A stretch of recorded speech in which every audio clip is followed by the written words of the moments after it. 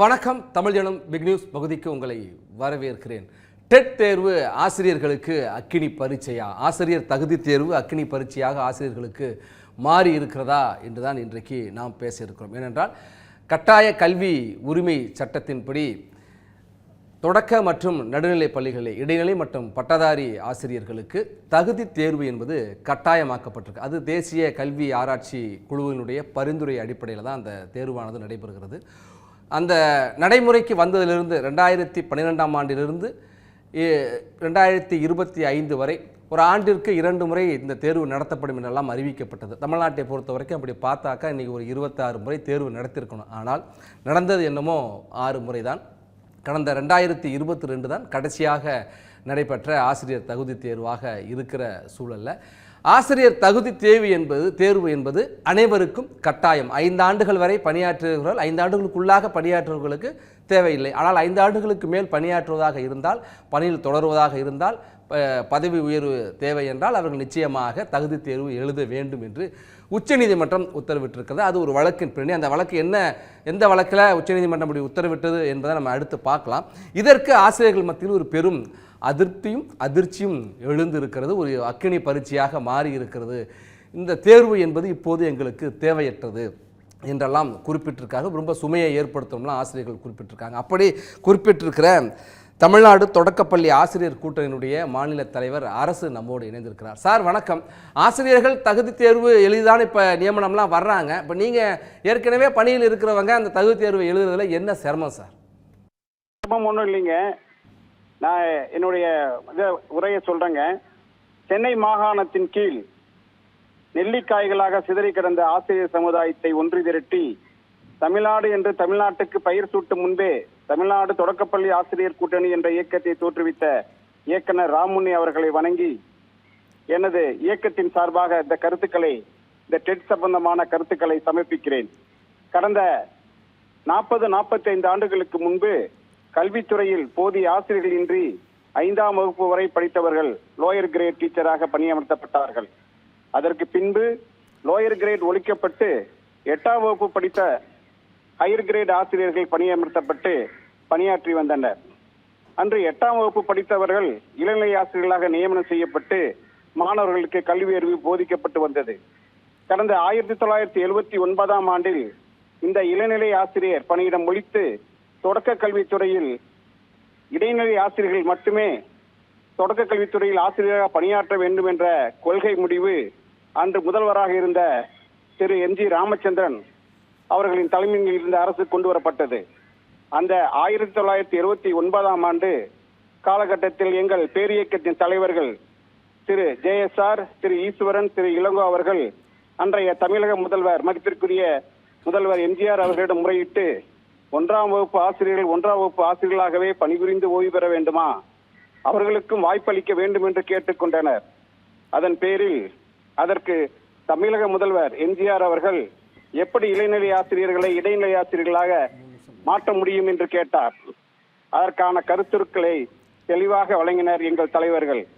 அதில் ஒரு பொது தேர்வை நடத்தி அன்று இளநிலை ஆசிரியர்களுக்கு அனைவரும் இடைநிலை ஆசிரியர்களாக பதவி உயர்வு செய்யப்பட்டு அவர்களின் பணி பாதுகாப்பு உறுதி செய்யப்பட்டு இடைநிலை ஆசிரியர்களாக ஓய்வு பெறும் வரையில் பணியாற்றினர். இதையே இன்றைய காலகட்டத்தில் முன் உதாரணமாக கொண்டு இன்றைய தமிழக அரசு டெட் விவகாரத்தில் ஒரு கொள்கை முடிவெடுத்து உச்ச நீதிமன்ற தீர்ப்பின் அடிப்படையில் பணியில் உள்ள அனைத்து ஆசிரியர்களுக்கும் ஒரே முகமாக தேர்வுகளை நடத்தி அவர்களை தேர்ச்சி பெற்றதாக அறிவித்து ஆசிரியர் நலனை காத்து உதவிட வேண்டுமாய் இந்த நேரத்தில் அன்போடு கேட்டுக்கொள்கிறேன். நீங்க தேர்வு எழுதுறதுக்கு தயாரா இருக்கிறீங்க, அரசு தேர்வு நடத்தணுங்கிறீங்களா? உச்ச நீதிமன்றத்தோட தீர்ப்பின் அடிப்படையில இப்ப மேல்முறையீடு பண்ணி காலதாமதமாகும். இன்னும் பாத்தீங்கன்னா ஆசிரியர் பணியிடங்கள் காலியிடமாகவே இருக்கும், மாணவருடைய கல்வி நலன் பாதிக்கும். இந்த உச்ச நீதிமன்ற மேல்முறையீடு கூட எந்த அளவுக்கு தீர்ப்புகள் மாற்றி கூறப்படுமோ என்ற ஐயம் இருக்கிறது. கிட்டத்தட்ட இதை ஒற்றியே தீர்ப்புகள் வர இருக்கும் என்று நாங்கள் கருதுகிறோம். அதனால நாங்கள் இந்த தேர்வுகளுக்கு அரசாங்கம் எந்த வகையான நிலைப்பாட்டை எடுக்கிறதோ அதற்கு நாங்கள் தயாராக இருக்கிறோம்.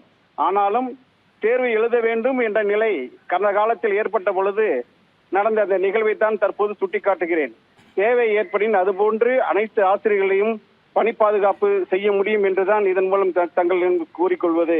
இல்ல சார், நீங்க பணி பாதுகாப்புன்னு கேட்கறது தேர்வு எழுதுறதுக்கு நீங்க சம்மதிக்கிறீங்களா? தேர்வை எதிர்கொள்ள நீங்க தயாரா? உச்ச நீதிமன்றத்தினுடைய தீர்ப்புக்கு மேல வேற எதுவும் இல்லை அப்படிங்கறது ஆசிரியர்களுடைய எங்களுடைய கருத்து. மேல்முறையீடு செஞ்சாலும் இதை ஒட்டியே தீர்ப்புகள் வரலாம் ஒழிய இதை மறுத்து வருவதற்கான வாய்ப்புகள் இல்லை என்று கள நிலவரங்கள் கூறி வருகின்றன, ஆய்வாளர்கள் கூறி வருகிறார்கள். அதை கருத்தில் கொண்டு தேர்வு எழுதினால் மட்டுமே இது சரியாகும் என்ற நிலையில் கடந்த காலத்தில் நடந்த நிகழ்வுகளை இதோடு தொடர்புபடுத்தி ஒரு முன்னுதாரணமாக எடுத்து கூறுகிறேன் சார். நன்றி திரு அரசு, உங்களுடைய கருத்துக்களை பகிர்ந்து கொண்டமைக்கு. நம்மோடு கல்வியாளர் திரு ஜெயபிரகாஷ் காந்தி இணைந்திருக்கிறார். சார் வணக்கம். இப்போ தகுதி தேர்வு தேவையில்லை அப்படிங்கிற ஒரு காரணத்தையும் சில பேர் விமர்சனத்தையுமே முன்வைக்கிறாங்க. டெட் எழுதினா கூட மறுபடியும் ஒரு போட்டித் தேர்வு எழுத வேண்டியிருக்கு. அப்போ ஏதாவது ஒரு தேர்வு போதும், இந்த தேர்வே தேவையில்லைங்கிறாங்க. உங்கள் பார்வை என்ன சார்? இல்ல கண்டிப்பா, அதாவது எஜுகேஷன்ல குவாலிட்டிங்கிறது ரொம்ப முக்கியம். ஒரு தகுதியான குவாலிட்டி கொடுக்கிற டீச்சர்ஸை நம்ம ஐடென்டிஃபை பண்ணணும். அப்போதான் நம்ம எஜுகேஷன்ல நம்ம முன்னேற முடியும். ஏன்னா இன்னைக்கு ஒரு தமிழ்நாடு எடுத்துக்காட்டா இருக்கிறது காரணமே நம்முடைய குவாலிட்டி ஆஃப் எஜுகேஷன் தான். இப்ப நீங்க ஒரு NIRF ரேங்கிங் எடுத்தா கூட நம்மளுடைய ஆல்மோஸ்ட் 20% கல்லூரிகள் தமிழ்நாடு சார்ந்தது இருக்கு. அதனால கண்டிப்பா ஒரு குவாலிட்டி ஆஃப் எஜுகேஷன். இப்போ நாங்க என்ன சொல்றோம்னா, இந்த எக்ஸாம் தேவை, பட் அதே பணி பாதுகாப்பு கூட தேவை. ஆல்ரெடி அப்பாயிண்டட் டீச்சர்ஸ் இது பண்ணக்கூடாது. இனிமேல் any new rule should implemented in 1 year coming year தான் பண்ணணும் இல்லையா? இருக்கிறவங்கள பாதிப்பு ஏற்படாத மாதிரி பண்ணணும், சட்ட திருத்தங்கள் கொண்டு வரணும். அதுதான் சார் உச்ச நீதிமன்றத்தினுடைய உத்தரவுல தெளிவுபடுத்தியிருக்காங்க. அரசு மற்றும் அரசு உதவி பெறும் பள்ளிகள்ல 5 ஆண்டுகள் வரை, 5 ஆண்டுகளுக்குள்ளாக பணியில் இருக்கிறவர்கள் தேர்வு எழுத தேவையில்லை. 5 ஆண்டுகளுக்கு மேல் இருந்தால் நீங்க தேர்வு கட்டாயம் என்று சொல்லியிருக்காங்க. சிறுபான்மை பள்ளிகளில் தகுதி தேர்வு அவசியமா என்பது குறித்து வேறு ஒரு பெஞ்சுக்கு அதை மாற்றிருக்காங்க. இப்போ இதுக்கு தான் ஆசிரியர் சங்கங்கள் என்ன சொல்றாங்கன்னா, இது நிறைய பேர் 10 வருஷம் 15 வருஷம்லாம் வேலை பார்த்தவங்களால இந்த தேர்வை எதிர்கொள்ள முடியாது, இதிலிருந்து விலக்கு பெறணும் அப்படின்னு அவங்க கோரிக்கை வைக்கிறாங்களே, சரியா? இல்ல கண்டிப்பா அது விலக்கு கொடுக்கணும். ஏன்னா 10 வருஷமா அவங்க நடத்திட்டு இருக்காங்க, ஒரு நல்ல விதமா தான் பண்ணிருக்காங்க. ஸோ அவங்களுக்கு விதிவிலக்கு கொடுக்கறதுக்கான முயற்சிகள் கண்டிப்பா நடத்தணும் அப்படின்னு தான் நாங்க சொல்றோம். Any change in regulation should be implemented only the next academic year அப்படின்னு நாங்க சொல்லுவோம், எஜுகேஷன் பொறுத்த வரைக்கும். நன்றி சார், இணைப்பில் உங்களுடைய கருத்துக்களை பகிர்ந்து கொண்டமைக்கு. இந்த வழக்கை பொறுத்த வரைக்கும் உச்சநீதிமன்றத்தில் பல வழக்குகள் இருக்கு. இப்போ கட்டாய கல்வி உரிமை சட்டத்தின்படி தேசிய கல்வி மற்றும் ஆராய்ச்சி குழுமம் என்ன பரிந்துரை செய்திருக்குன்னா, இடைநிலை மற்றும் பட்டதாரி ஆசிரியர்களுக்கு 8ஆம் வகுப்பு வரை கற்பிக்கிற ஆசிரியர்களுக்கு ஒரு தகுதி தேர்வு என்பது அவசியம். அதுக்கு அவங்க பரிந்துரை கொடுத்துருக்காங்க. அதில் நிறைய வழக்குகள்லாம் இருக்கிறப்ப இப்போ கடைசியாக அஞ்சுமன் இசாத் தலீம் அறக்கட்டளை மற்றும் மகாராஷ்டிரா அரசுக்கு இடையிலான அந்த வழக்கில் இன்னும் மாநில அரசுகள்லாம் அதில் இருக்காங்க. அந்த வழக்கில் தான் உச்சநீதிமன்றம் அரசு மற்றும் அரசு உதவி பெறும் பள்ளிகளில் 5 ஆண்டுகளுக்குள்ளாக பணிக்காலம் இருக்கிறவங்க கட்டாயமாக இந்த தேர்வை எழுதணும், சிறுபான்மை பள்ளிகளில் இந்த தேர்வு அவசியமா என்பது குறித்து இன்னொரு பெஞ்சு விசாரிக்கும் என்று உத்தரவு விட்டிருக்காங்க. இப்போ நம்மோடு தமிழக ஆரம்ப பள்ளி ஆசிரியர் கூட்டணியுடைய பொதுச் செயலாளர் தாஸ் இணைந்திருக்கிறார். சார் வணக்கம். இப்போ தகுதி தேர்வு கட்டாயம் என்பது ஆசிரியர்களுக்கு அக்னி பரீட்சையாக மாறி இருக்கிறதா இல்லது ஒரு வரப்பிரசாதமாக இருக்க போதா? வணக்கம். தகுதி தேர்வு என்பது கட்டாய கல்வி உரிமை சட்டம் ஆட்சியின் பிரகாரம் 2009 அறிமுகப்படுத்தப்பட்டு 11 இருந்து அதை இம்ப்ளிமெண்டேஷன் செய்தார்கள். 11க்கு பிறகு வரக்கூடிய ஆசிரியருடைய பணி நியமனத்தில் கட்டாயம் தகுதி தேர்வு தேவை என்கின்ற நிலைப்பாடு உறுதி செய்யப்பட்டது. இதன் அடிப்படையில் 2012 தமிழ்நாடு அரசு தகுதி தேர்வை முதல் நிலையிலாக வைத்து இதன் தொடர்ச்சியாக 13, 14 ஆண்டுக்கு 2 தேர்வு வைத்திருக்க வேண்டும். 2012 2 முறை தேர்வு வைத்தார்கள், ஆண்டுக்கு 2 முறை. மற்ற ஆண்டுகள் எல்லாம் ஒரு தேர்வு தான். அது தொடர்ச்சியாக ஒவ்வொரு ஆண்டும் தேர்வு வைக்கவில்லை. அப்படி இருக்கும் பட்சத்தில் கிட்டத்தட்ட 2022 இறுதியாக தேர்வு வைத்தார்கள். இந்த தேர்வு முறை கட்டாய கல்வி உரிமை சட்டத்திற்கு பிறகு அந்த கட்டாய கல்வி உரிமை சட்டத்தின் ஷரத்துக்கள் அடிப்படையிலே வகுக்கப்பட்டிருக்கிறது. இதற்கு முன்பு நியமனம் செய்யப்பட்டவர்கள் இந்த சட்ட கருத்துருக்களுக்கு உத்தரவாதமாக அல்லது அவர்கள் பணி நியமனத்தில் இது உத்தரவாதப்படுத்தப்படவில்லை. மாவட்ட அளவில் பணிமூப்பு செய்தவர்களும் டிஆர்பி மூலமாக பணி நியமனம் செய்யப்பட்டவர்களும் இதற்கு முன்பு வந்தார்கள். அப்படி இருக்கும் பட்சத்தில் அவர்கள் பணி நியமனம் செய்யும் பொழுதே இந்த கட்டாய உரிமை கல்வி சட்டத்தில் தகுதி தேர்வு இருந்திருந்தால் அவர்கள் எழுதிவிட்டு வந்திருக்கலாம். ஒரு பகுதி அந்த தகுதி தேர்வு இடம்பெறாத நிலையில் பணி நியமனம் பெற்ற பிறகு பதவி உயர்வு பெற்று அவர்கள் 20-30 ஆண்டுகளுக்கு பிறகு பணி ஆற்றிக் கொண்டிருப்பவர்கள் மத்தியில் அதன் பிறகு இந்த சட்டத்திட்டம் வந்த பிறகு பதவி உயர்வுக்காக பிரேயருக்காக கோர்ட்டுக்கு சென்றோம். தமிழ்நாடை பொறுத்தவரை பீகார், மகாராஷ்டிரா உள்ளிட்ட ஏனைய மாநிலங்களில், குறிப்பாக இந்தியா முழுக்க ஒரே நிலையில் கொண்டு வர வேண்டும் என்கின்ற நிலையில் கூட இந்த நீதி வழங்கப்பட்டிருக்கலாம். உண்மையாக உச்சநீதிமன்றத்தினுடைய நீதிபதியினுடைய தீர்ப்புக்கு தலை வணங்குகின்றோம். ஆனால் அதே நேரத்தில் பதவி உயர்வுக்காக பிரேயராக கொண்டு செல்லப்பட்ட இந்த கேஸானது ஏற்கனவே பணி செய்பவர்களுக்கும் தேர்வு வைக்க வேண்டும் என்கின்ற நிர்பந்தத்துக்கு இது தள்ளப்பட்டிருப்பது வருத்தத்தக்க விஷயமாக இருக்கிறது. தமிழ்நாட்டில் மட்டுமல்ல, ஆசிரியர்கள் அதிர்ச்சலையில் இருக்கிறார்கள். குறிப்பாக ஆசிரியர் தினம் கொண்டாடுகிற இந்த மாதத்தில் வருகிற 5ஆம் தேதி ஆசிரியர் தினமாக இருக்கிற நேரத்தில் இந்த அதிர்ச்சி செய்தியை தருவது வருத்தத்தக்க விஷயம். இருப்பினும் அதற்கான நிலைப்பாடு அடுத்த நிலை என்ன என்பதை ஆராய்ந்து சட்ட வல்லுநர்களோடும் நிச்சயமாக ஆசிரியர் இனத்தை பாதுகாக்கிற தமிழ்நாடு முதலமைச்சரும் பள்ளிக்கல்வி அமைச்சருடைய நிலைப்பாடுகளிலும் அவரோடு கலந்தும் தோழமை சங்கங்கள் கலந்தும் சட்ட கருத்துக்களையும் உண்மையாக மத்திய அரசுக்கும் இதை வலியுறுத்தி ஆசிரியர் நலனை பாதுகாக்க வேண்டும் என்கின்ற கோரிக்கை நாங்கள் வைக்க இருக்கின்றோம். இதனுடைய கருத்துருக்களை வைத்துதான் அடுத்த கட்ட நிகழ்வு நாம் நகர்த்த முடியும். அதே நேரத்தில் 55 வயதிற்கு பிறகு பணி ஓய்வு பெறுகிற நிலையிலே இருப்பவர்களுக்கு 5 ஆண்டுகள் இருக்கும் நிலையில் அவர்களுக்கு தகுதி தேர்வு கிடையாது என்கின்ற நிலைப்பாடு ஆறுதல் அளித்தாலும், ஆனால் அவர்களும் பதவி உயர்வு சென்றால் அந்த தகுதி தேர்வு அவசியம் என்கின்ற அந்த கருத்துருக்கள் சரத்துக்களை பார்க்கும் பொழுது அந்த கருத்துருக்கள் அந்த பதவி உயர்வுக்கு தேவை என்கிற நிலைப்பாடுக்கு இப்ப தள்ளப்பட்டிருக்கிறார். சார், கல்வி உரிமை சட்டப்படி தேசிய கல்வி குழுமம் தான் அதை வந்து பரிந்துரை பண்ணுது தகுதி தேர்வு நடத்தணும் அப்படிங்கிறத. தகுதி தேர்வுன்னு பார்க்குறப்ப தமிழ்நாட்டை பொறுத்த வரைக்கும் நீங்களே குறிப்பிட்டீங்க, ஒரு 26 முறை நடந்திருக்கணும், 12லேருந்து இப்போ 25 வரைக்கும், ஆனால் 6 முறை தான் நடந்திருக்கு.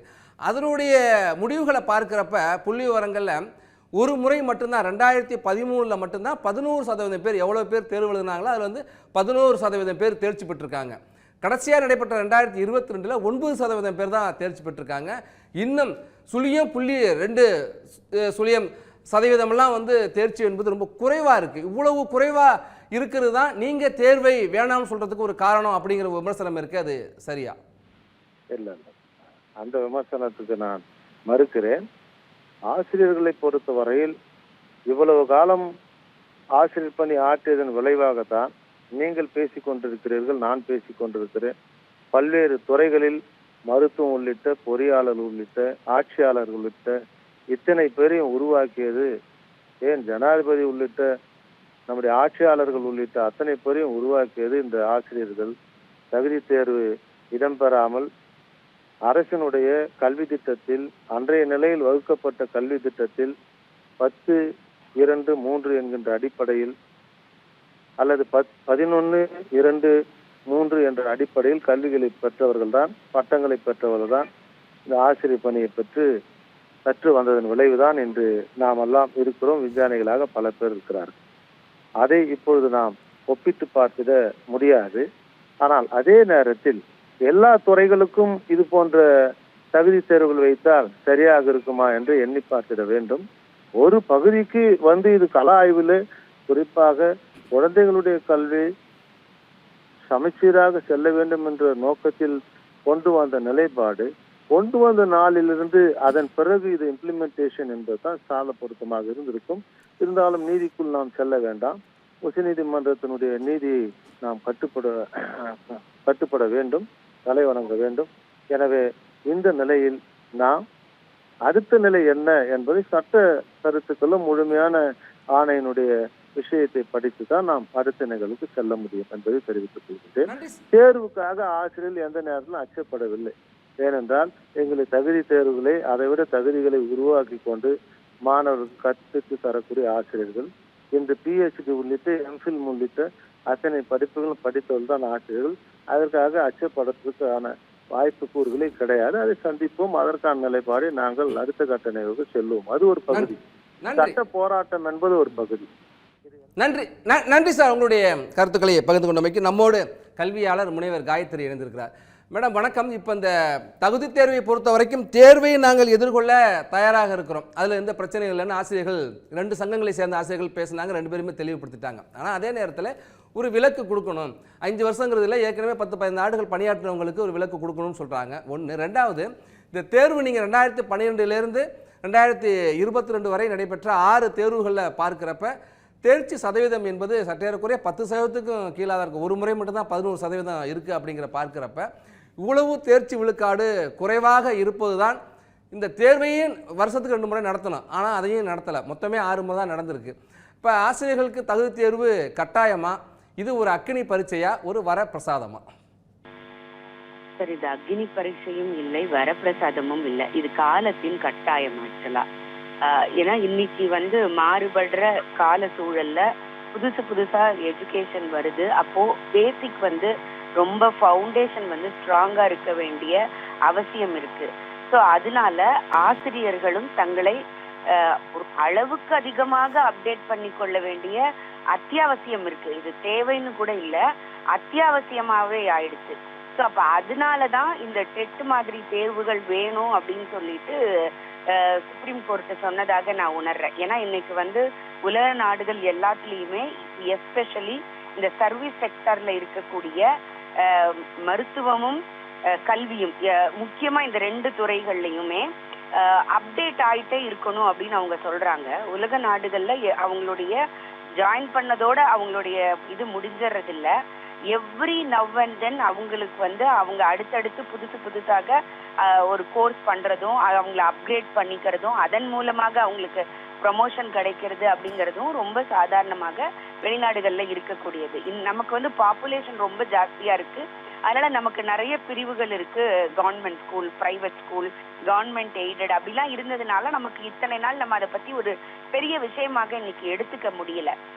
ஆனால் இன்னைக்கு பாத்தீங்கன்னா நமக்கு கண்டினியூஸா கவர்மெண்ட்ல இருந்து கிடைக்கக்கூடிய ரிசல்ட்ஸ், அது ரிப்போர்ட்ஸ், நமக்கு மாணவர்களுடைய கல்வி தரம் பற்றி, அவர்களுடைய கற்றல் புரிதல் பற்றி இதெல்லாம் இருக்கும் பொழுது, அப்போ அந்த கற்றல் புரிதல்ல ஒரு சேஞ்சஸ் வரணும் அப்படின்னா, கற்பித்தல்ல ஒரு சேஞ்சஸ் வரணும் அப்படின்னு ஒரு தேவை இருக்கு.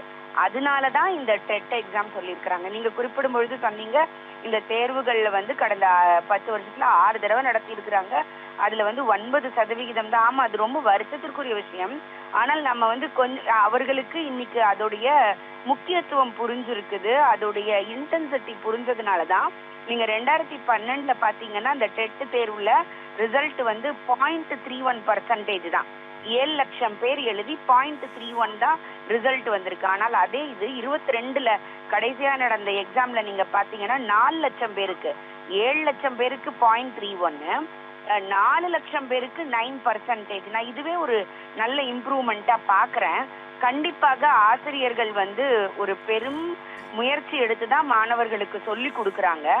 அப்படி சொல்லி கொடுக்கும் பொழுது அந்த சொல்லி கொடுக்கக்கூடிய விஷயங்கள் இன்னைக்கு இருக்கக்கூடிய கரண்ட் சிச்சுவேஷனோட வரணும். அப்படிங்கும்போது அவர்களையும் சேர்த்து தயார்படுத்தி கொள்ள வேண்டிய சூழ்நிலை இருக்கு. ஏன்னா இன்னைக்கு பாக்குறோம் நம்ம ஸ்லெட் நெட் தேர்வுகள் அப்படின்னு சொல்லி காலேஜஸ் இருக்கு.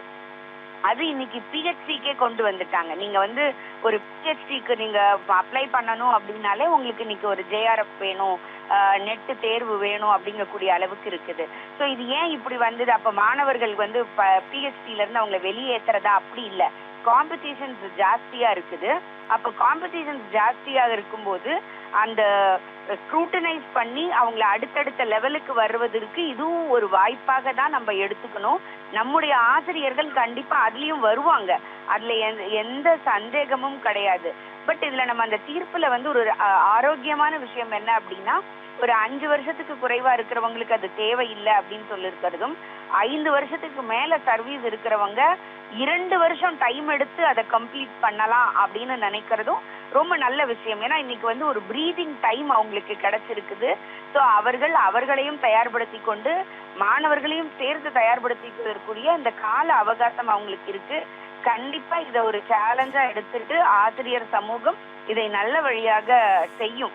ஆனால் இது வந்து இமீடியட்டா உங்களுக்கு வந்து ரிசல்ட்ல மாணவர்களோட ரிசல்ட்ல சேஞ்சஸை கொண்டு வருமா அப்படிங்கறது நம்ம பொறுத்திருந்து பார்க்கணும். ஏன்னா இந்த டெட் மாதிரி உள்ள தேர்வுகள் வந்து பிரைவேட் ஸ்கூல் டீச்சர்ஸ்க்கு கிடையாது.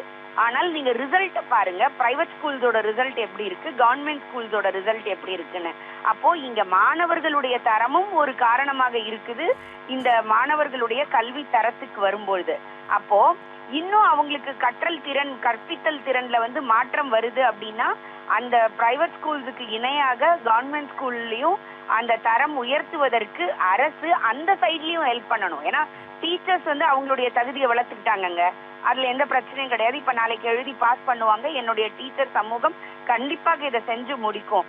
ஆனால் அப்ப அந்த மாணவர்களுடைய வளர்ச்சிக்கு அதர் சைடு இந்த கவர்மெண்ட் வந்து செய்ய வேண்டிய வேலைகளும் இருக்குது. அதை இந்த சுப்ரீம் கோர்ட்டுடைய ஃபுல் ஜட்ஜ்மெண்ட் நான் படிக்கல, அதுல அதுவும் சேர்த்து இருந்திருந்தா ரொம்ப சந்தோஷமாக இருக்கும். இந்த ஆசிரியர் சங்கங்கள் அதை வலியுறுத்தணும். ஒரு சைடு மட்டுமே இன்னைக்கு வந்து எல்லாருக்கும் என்ன ஒரு இது அப்படின்னா, இவ்வளவு சம்பளம் வாங்குறாங்க டீச்சர்ஸ், இதை அப்படின்னு செய்ய முடியும் அப்படின்னு ஒரு விஷயத்த மட்டுமே வச்சு பார்க்காம இன்னொரு சைடு என்ன நடக்குது, அந்த அரசும் சேர்ந்து அதற்கு கைகோர்த்து செய்யணும். அந்த இடத்துல இன்னைக்கு என்ன எத்தனையோ நிச்சயமா காயத்ரி நன்றி. ஏன்னா அரசு இப்போ 2009 கல்வி உரிமை சட்டம் கொண்டு வரப்பட்ட பிறகு 2012 கொண்டு வரப்போ ஒவ்வொரு ஆண்டுக்கு 2 முறைன்னு சொன்னாங்க. ஆனால் அப்படி நடைபெறவே இல்லை. கடந்த 3 ஆண்டுகளாக ஒரு முறை கூட நடத்தப்படாத சூழலில் தமிழ்நாட்டில் எழுதுகிறவங்களும் மிக குறைவாகவே தேர்ச்சி பெறாங்க. நம்மோடு அண்ணாமலை பல்கலைக்கழகத்தினுடைய பேராசிரியர் திரு சக்திவேல் இணைந்திருக்கிறார். சார் வணக்கம். இந்த ஆசிரியர் தகுதி தேர்வை எழுதுகிற எண்ணிக்கை அதிகமாக இருக்குது, ஆனால் தேர்ச்சி என்பது ரொம்ப ரொம்ப சொற்பமாக இருக்குது. மொழித்தாள் 1, மொழித்தாள் 2, குழந்தைகள் மேம்பாடு, இப்படி மிக எளிமையான பாடத்திட்டம் தான் இருக்குது. அதில் கூட ஆசிரியர்கள் ஏன் தேர்ச்சி பெற முடியலை? இப்போ ஆசிரியர்கள் வந்து இந்த தேர்வை எதிர்கொள்கிறோம் அப்படின்னு சொல்கிறாங்க. அவர்கள் தேர்வை வேணாம்னு சொல்கிறதுக்கு அதுவும் ஒரு காரணமா, இல்லை தேர்வே கடினமாக இருக்கா? இல்லை சார், தேர்வு வந்து நீங்கள் நினைக்கிற அளவுக்கு அந்த அளவுக்கு கடினம் கிடையாது. பெரும்பான்மையான ஆசிரியர்கள் தங்களை தயார்படுத்திக்கலாம் sir. But there is a compulsion. கண்டிப்பா வந்து இந்த எக்ஸாம் நீங்க எழுதினாதான் நம்ம சர்வீஸ்ல கண்டினியூ ஆக முடியும், நமக்கு ப்ரொமோஷன் கிடைக்கும். ஒரு குவாலிட்டி ஆஃப் எஜுகேஷனுக்கு both centre and state government முயற்சி பண்றாங்க அப்படின்னும் போது நிச்சயமா இந்த தேர்ச்சி நம்ம எடுத்தாக வேண்டிய கட்டாயத்துக்கு வரும்போது இந்த பாசிங் பர்சன்டேஜ் உங்களுக்கு அதிகமாகும். அதுக்கு அடுத்தது வந்து பீரியாடிக்கா இந்த எக்ஸாம் நடத்தும் போது என்ன ஆகுதுன்னா, நிறைய டீச்சர்ஸ் தங்களை குவாலிஃபை பண்றதுக்கும் ஒரு வாய்ப்பு உண்டு சார். அதுக்கு அடுத்தது இன்னொன்று முக்கியமானது வந்து சார், இதுல என்னன்னா, நம்ம இந்த 2 நீதிபதிகளுடைய ஜட்ஜ்மெண்ட் தான் வந்திருக்கு சார். சப்போஸ் நாளைக்கு நீங்க ஸ்டேட் கவர்மெண்ட் அல்லது ஆசிரியர் சங்க கூட்டமைப்பு அல்லது நீங்க மற்றவர்கள் இருந்து மேல்முறையீடு செய்யும் போது இதுல ஒரு சில மாற்றங்கள் திருத்தங்கள் வருவதற்கான வாய்ப்புகள் உண்டு சார் இந்த ஜட்ஜ்மெண்ட்ல. அதுக்கு அடுத்தது இன்னொரு நல்ல விஷயம் என்ன அப்படின்னா சார், டீச்சர்ஸ் தங்களை வந்து குவாலிஃபை பண்றதுக்கு ஒரு வாய்ப்பு வந்து நமக்கு சுப்ரீம் கோர்ட்டு கொடுத்துருக்கு. ஏன்னா இதை தாண்டி நமக்கு மேல்முறையீடு செய்வதற்கு ஃபைனல் கோர்ட் ஆஃப் அப்பீல் வந்து நம்மளோட சுப்ரீம் கோர்ட்டு தான். ஸோ அப்படின்னும் போது இந்த குவாலிட்டி எஜுகேஷனுடைய பெஞ்ச் மார்க் நம்ம ரீச் ஆகணும்னு நினைக்கும் போது இந்த டெட் எக்ஸாமினேஷன் அவசியம் சார். இன்னொன்று நீங்க சார் கேட்டீங்க, இது ரொம்ப கஷ்டமா இருக்குமா சார் அப்படின்னு. நீங்க ஏன்னா நாங்கள் இந்த ப்ராசஸ்ல இன்வால்வ் நான் சொல்றேன், இது அந்த அளவுக்கு மிகவும் கடினமானது ஒன்றும் கிடையாது. நம்மளோட டீச்சர்ஸ் இதை வந்து ஒரு சீரியஸான ஒரு அகடமிக் எக்ஸசைஸா எடுத்துக்காதனுடைய விளைவு தான் வந்து இந்த பாசிங் பர்சன்டேஜ் கம்மியா இருக்கு சார். ஸோ என்னைக்கு இதை வந்து ஒரு சீரியஸா எடுத்து இவங்க ப்ரிப்பேர் பண்றாங்களோ, தங்களை வந்து தகுதிப்படுத்திக்கணும்னு நினைக்கும் போது, ஒரு முனைப்போட செயல்படும் போது நிச்சயமா வந்து இந்த பாசிங் பர்சன்டேஜ் அதிகமாவதற்கான வாய்ப்புகள் உண்டு. அதற்கான வாய்ப்புகள் நிச்சயம் நம்ம கவர்மெண்ட் கொடுப்பாங்க சார் இந்த டீச்சர்ஸ்க்கு. நன்றி சார். இணைப்பில் வந்து உங்களுடைய கருத்துக்களை பகிர்ந்து கொண்டமைக்கு. தமிழ்நாட்டை பொறுத்த வரைக்கும் அரசு மற்றும் அரசு உதவி பெறும் பள்ளிகளிலே பட்டதாரி மற்றும் இடைநிலை ஆசிரியர்களாக 2 லட்சத்துக்கும் மேற்பட்டவர்கள் இருக்கிறார்கள். அதில் 5 ஆண்டுகளுக்குள்ளாக பணிக்காலம் அல்லது அவர்கள் இந்த டெட் தேர்வு அறிமுகத்திற்கு முன்பாக பணியில் வந்து என்றெல்லாம் கணக்கிட்டு பார்த்தால் சற்றேறக்குறைய 1 லட்சம் பேராவது இந்த ஆசிரியர் தகுதி தேர்வை எழுத வேண்டிய ஒரு கட்டாயத்தில் இருக்கிறார்கள். இந்த கட்டாயம் என்பது அது ஒரு அக்கினி பரீட்சை அல்ல, காலத்தின் தேவை என்றுதான் கல்வியாளர்களுடைய கருத்தாக இருக்கிறது. காலத்தின் தேவையை ஆசிரியர்கள் எதிர்கொள்வார்களா என்பதை பொறுத்திருந்து பார்க்கலாம். மீண்டும் ஒரு பேசுபொருளோடு சந்திப்போம்.